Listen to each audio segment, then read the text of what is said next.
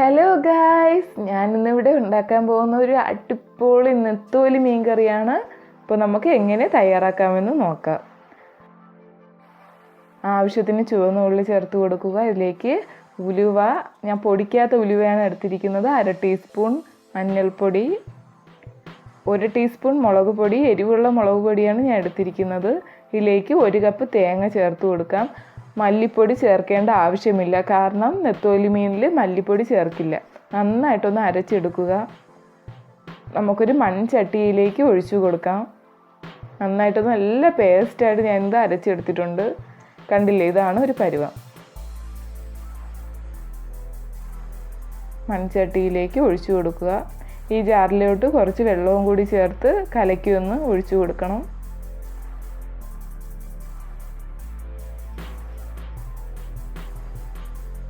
ഇതിലേക്ക് ഞാൻ ഒരു നെല്ലിക്ക വലുപ്പത്തിലുള്ള പുളിയാണ് എടുത്തിരിക്കുന്നത്. അതും കൂടി ഒഴിച്ചു കൊടുക്കാം. നന്നായിട്ടൊന്ന് മിക്സ് ചെയ്ത് കൊടുക്കണം.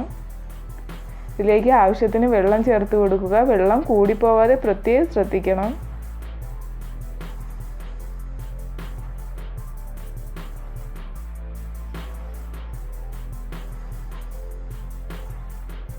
ഇതിലേക്ക് ആവശ്യത്തിന് ഉപ്പും കൂടി ചേർത്ത് കൊടുക്കുക. ഇനി നമുക്ക് ഒരു തവി വെച്ച് നന്നായിട്ടൊന്ന് മിക്സ് ചെയ്ത് കൊടുക്കാം.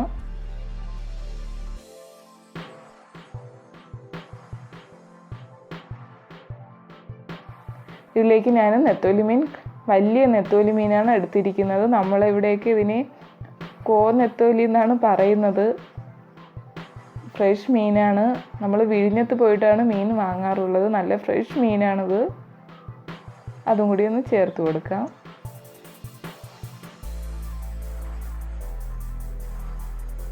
ഒരു തണ്ട് കറിവേപ്പില,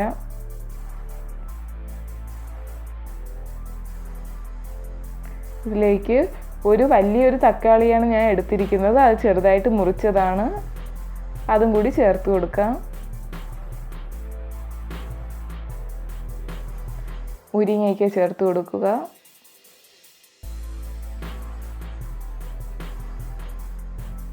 നന്നായിട്ടൊന്ന് മിക്സ് ചെയ്ത് കൊടുക്കുക. മൂടി വെച്ച് ഒരു 5 മിനിറ്റ് വേവിച്ചെടുത്തിട്ടുള്ളതാണ്. നല്ല മണം വരുന്നുണ്ട്. ആ മീനിൻ്റെതും തക്കാളിയുടെയൊക്കെ നല്ലൊരു മണം വരുന്നുണ്ട്. നമുക്ക് മൂടി വെച്ച് ഒരു 5 മിനിറ്റും കൂടി കഴിഞ്ഞ് നോക്കാം. കണ്ടില്ലേ, മീനൊക്കെ നല്ല തിളച്ച് വന്നിട്ടുണ്ട്. ഇതൊന്ന് ചുറ്റിച്ച് കൊടുക്കുക.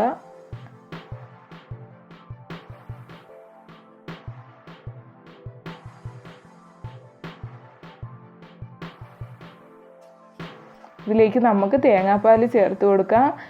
ആവശ്യമുണ്ടെങ്കിൽ ചേർത്താൽ മതി. തേങ്ങാപ്പാൽ ചേർക്കുമ്പോൾ നല്ലൊരു ടേസ്റ്റാണ്. അതുകൊണ്ടാണ് ഞാൻ അവസാനം തേങ്ങാപ്പാലും കൂടി ചേർത്ത് കൊടുക്കുന്നത്. നന്നായിട്ടൊന്ന് ചുറ്റിച്ച് കൊടുക്കുക. ഉപ്പുണ്ടോ എന്ന് നോക്കാം. ഉപ്പെല്ലാം നല്ല കറക്റ്റിനുണ്ട്. നമുക്കിനി താളിക്കാം.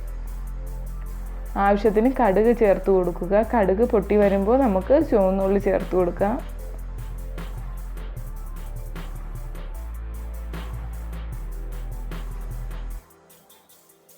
ഒന്ന് മിക്സ് ചെയ്ത് കൊടുക്കണം. ചുവന്ന ഉള്ളി നന്നായിട്ട് മൂത്ത് വരുന്നുണ്ട്. നമുക്കിനി ഇതിലേക്ക് പച്ചമുളക് ചേർത്ത് കൊടുക്കാം. നമുക്കിനി മീൻ കറിയിലേക്ക് ഒഴിച്ചു കൊടുക്കാം. കണ്ടില്ലേ, എല്ലാവരും ഇത് ട്രൈ ചെയ്ത് നോക്കണം. എല്ലാവർക്കും ഇത് തീർച്ചയായിട്ടും ഇഷ്ടമാവും.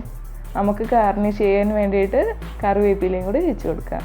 എൻ്റെ വീഡിയോ ആദ്യമായിട്ടാണ് കാണുന്നതെങ്കിൽ പ്ലീസ് സബ്സ്ക്രൈബ് ചെയ്യുക. Thank you.